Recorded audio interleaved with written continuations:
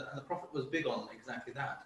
And that's why the maqasid are so important. And it was his very early followers, teachers of Imam Ghazali, people who were around just 400 years after the Prophet, talking about how you merge Aristotelian approaches to law with Islamic approaches to law. And that's why there was, by and large, the legal issue was not a problem until in the last century or so, after the decline of the Ottoman Empire, Islamist organizations came about to undo exactly what you just identified, merge much more closely with National Socialism, and think in those terms of how the government is now going to drive everything from the center. Gamal Abdel Nasser, Saddam Hussein, Hafiz al-Assad, the list is long, but these are all modern characters. They are not in keeping with the This for me is one of the biggest misunderstandings that you get from the left generally, not just from lefty Muslims, from lefties from the much more numerous atheist lefties, that somehow the free market is a colonial construct, that a stock exchange in the Arab world is a Western imposition, and it's not just that is untrue. It's that it's the opposite of the truth, that Islam was this great mercantile civilization in its original form, sending its camel trains to China and to Western Europe based on what we would now call, a joint stock venture with something very close to what we now understand as limited liability. I mean, it was a very, very enterprising capitalist system. So what was the real Western imposition on the Arab world?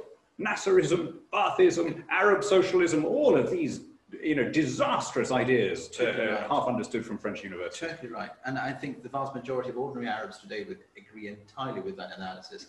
And that's why we're seeing a real cry for investment, access to capital across the Arab world, from Morocco all the way over to Yemen. And Muslims are instinctively in this mindset of low taxes, but more. When you mentioned trader, the Quran talks about that the trading of the seasons in the summer and in the winter. And the Prophet Muhammad was known for being a trader. He was an asset manager for his wife. So all of those features are completely in keeping with Muslim society. Yes. And Muslims don't feel any... although we're still some way off. I always felt that a great hero for all free marketeers and all lovers of liberty was the man who initiated the Arab Spring in 2011, the market trader Bouazizi, who self-immolated in this, driven to that awful, almost unthinkable extremity, basically by the violation of his property rights. My fellow Peruvian, Hernando de Soto, wrote a book about the Arab Spring where he discovered that there had been dozens of other cases like this all through the Arab world of people, how desperate must you be to set fire to yourself? What a way to go. That's right.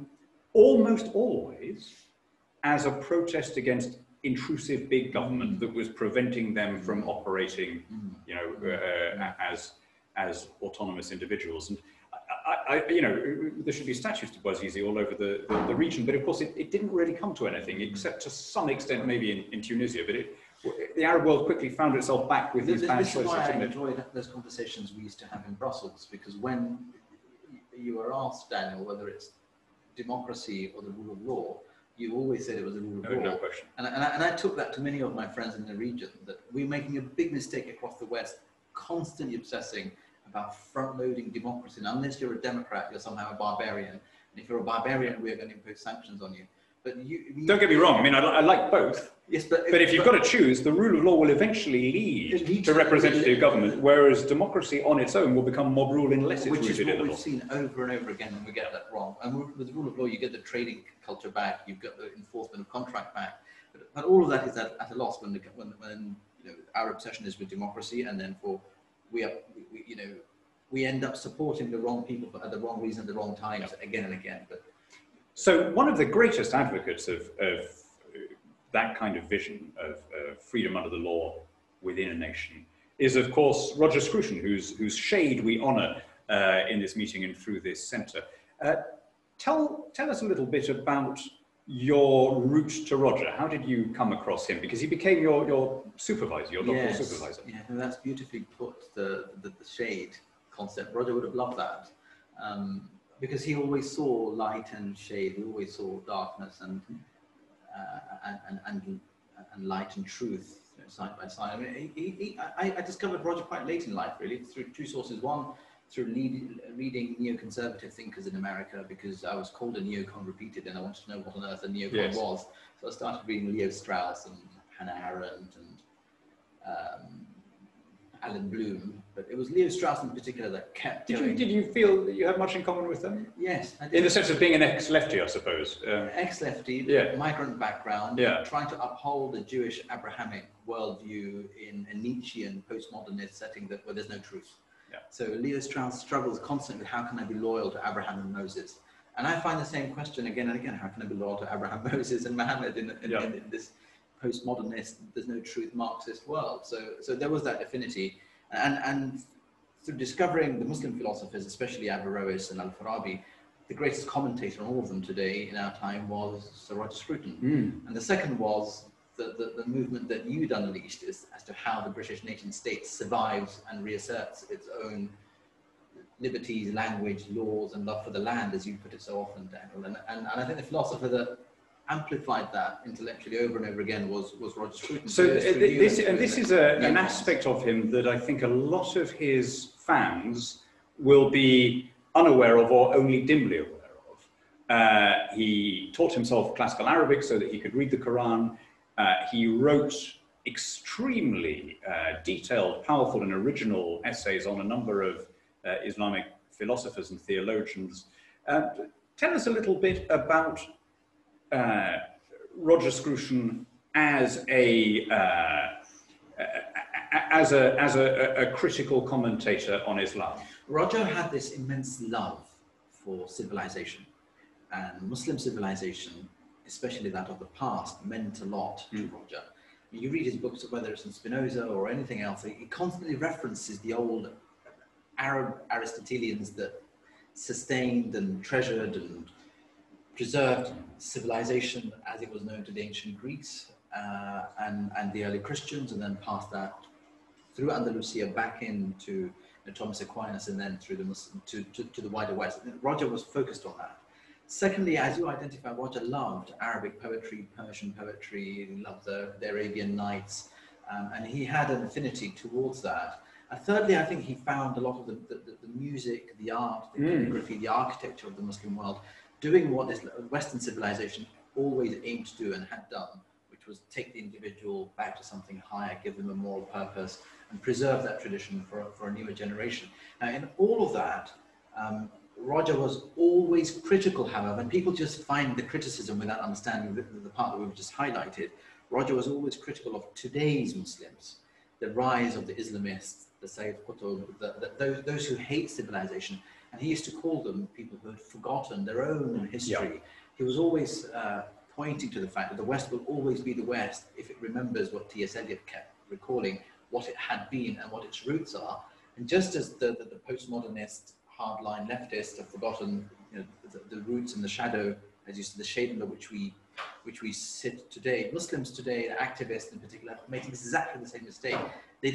Why is it that when I'm in a mosque in Dewsbury, I've got books from 1960s hardliners in Egypt, but not Al-Farabi? It's extraordinary, isn't it? I mean, I remember a conversation. It was impossible to have an uninteresting conversation with Roger Scruton.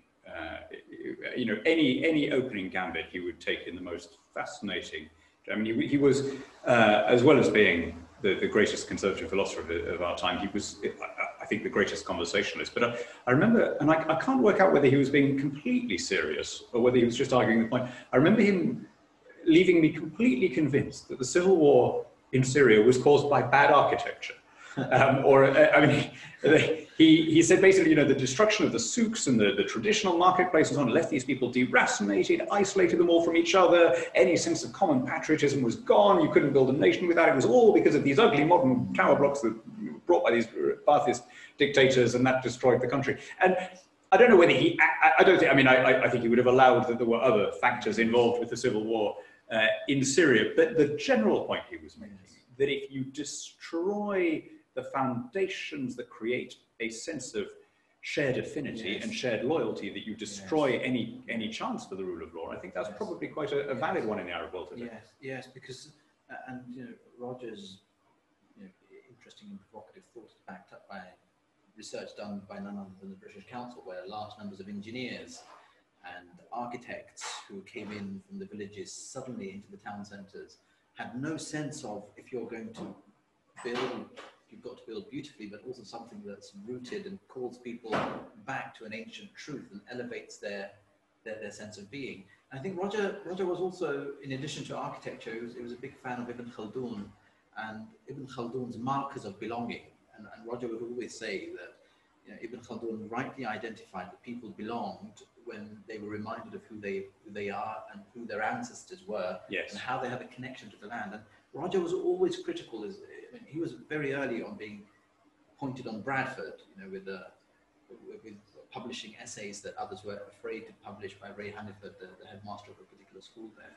In that, you know, if young Muslims born and raised in this country don't feel that Ibn Khaldunian sense of belonging and children of this soil, then we're heading in the wrong direction. If they're not prepared to speak English, if they don't like this country, something's wrong. And Roger, I mean, he highlighted this in the 80s, based on Ibn Khaldun, by the way, and it wasn't based on anything. No, indeed. And actually, Khaldun, if anything, was a bit sounder than Roger on free market economics, where Roger was quite moderate. But Khaldun, I mean, he anticipated what we now call Austrian economics. I mean, he was the first kind of the pioneer of monetarist theory, and made the observation, you know, in the 14th century that privatization works. I mean, he didn't call it privatization in the 14th century, but he said a privately owned enterprise will always, over time, outperform one owned by the prince. And keep the princes away from owning more and more assets in the marketplace and allow the citizens to thrive, yes. So it's very interesting. You're right.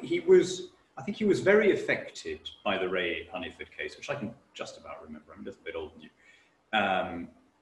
And he came back to it. You know, when Roger died, I recorded a video saying the one thing we can all now do is read his books. He's left this huge library of 50-something books. And anyway, I took my own advice and I started reading some of the ones that I had neglected.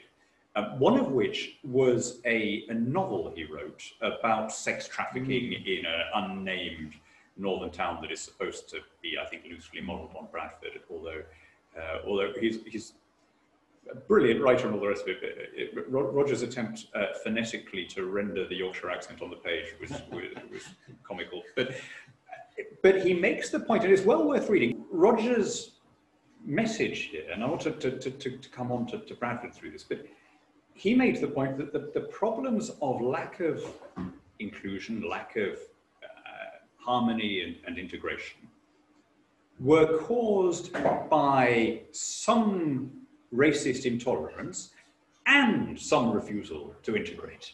That there were, if you like, matching small-minded people on both sides. And that's a surprisingly rare and difficult message in this day and age, because we're in this awful culture war, where even to make, what if you think about it, it's quite an obvious point, which is that you know, no society has a monopoly on either virtue or vice. It has now put you in a minority. Yes, and I would take Roger's analysis one step further, that there are people who think they're not being racist, who have racism of low expectations. Which is to say, if you're in Bradford and if you live in certain parts of Bradford, our expectation in large chunks of the Labour Party is you must remain in Bradford and you must remain in that particular mosque, and you must be a taxi driver till the very end of time, and you continue to vote Labour. And I think what we're beginning to see is a bit of a rebellion against that. It's a very medieval way of thinking, isn't it? That you're born into a caste and you stay there. So, you know, your father was a blacksmith, and therefore you were, you know, and moving on from that is why we live in a rich, free, plentiful, super abundant world. Yes, and that's thanks to the power of the individual being free to realise his or her aspirations and even follow their path. And yes, whenever they want to move out of northern towns or to move into northern towns, it should not be that you're forever there. This brings us on to Among the Mosques, your new book, where you all went trudging around, parts of the north of England particularly, but actually all over the country. Let's say you went to some of those places that BBC correspondents always adopt a kind of David Attenborough tone when they report on. Here in Hartlepool, you know, you went to some of those. And what did you find? Just tell us in your own words. I found lots of good things, Daniel. I found lots of good things, and it's worth remembering that, because I think too often we just focus on the negative. And at bottom, this is a great country, and at top, this is a great country. And you see those signs in northern towns tend to be cold, at the best of times. Northern towns tend to be different in many ways from London, but the one thing that you find across the north is a lot of love from people. I'm not going to do an attempt at a northern accent, but the constant use of love. What can I do for you, love? What do you want, love? I mean, in bakeries and restaurants, and so that was beautiful. The mosques and the warmth and the family values and the invitation to come in and the kindness and the generosity and spirituality, the presence of God in those places, and all of that's marvelous. But there are also problems, and a couple of the problems were the way in which communities were being developed. And I don't think the blame is entirely on those communities.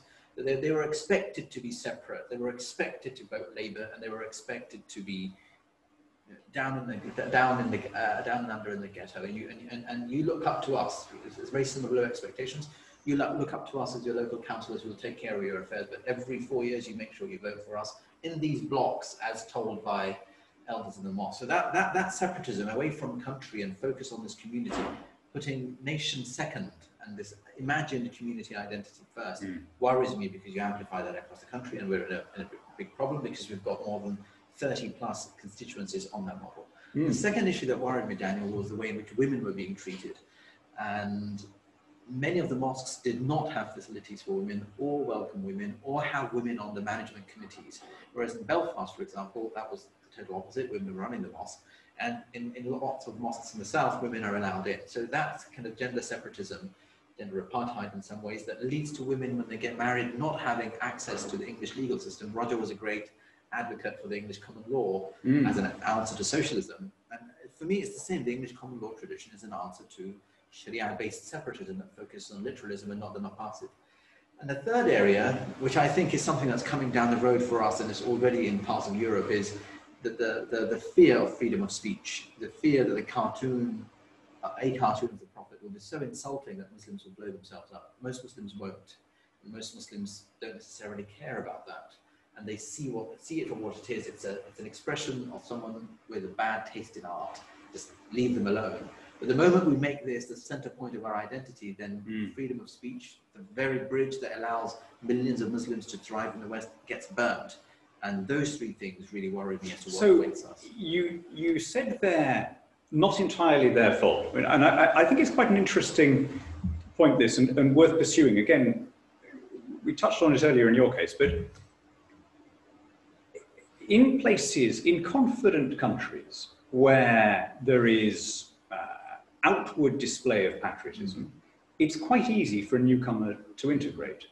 In the US, where you have, lots of flags and bunting and great celebrations of the National Day, it makes the sophisticated European wince a bit. It looks crude, but it makes it an enormously easy society for a newcomer to settle and to feel part of it. Okay, I do this, this, and this, and everyone accepts that we're all part of the same team now.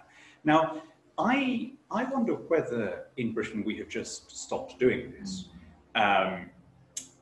I used to think that this was a problem on campus, but I've now realized that it runs through most secondary schools and even into primary schools.